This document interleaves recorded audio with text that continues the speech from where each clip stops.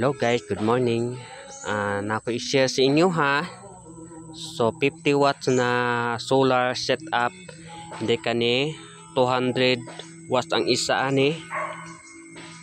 Kani 200 watts po ni, bali 400 watts plus kani mo ni akong gamit karon na 20 watts na solar. Lahi na pud ang controller ang gamit ani. And then kani mo nang blower niya. So kanang duha ka buok gagmay, wala na siya function. Kana ra isa dako-dako. So mo na akong gamit solar no. So laylay ni siya og controller. Kani lahi pod ni og kuan blower na ni siya para mabugnaw ang controller, dili mainitan, di masunog. So mo ni siya 200 watts and 200 watts.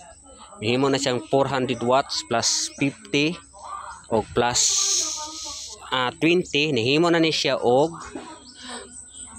470 watts tanan ang nagamit ako na solar setup. So mo ni siya guys. So karon naay dag-om guys. So mo ni akong balay, medyo taya ng scene. So mo ni guys.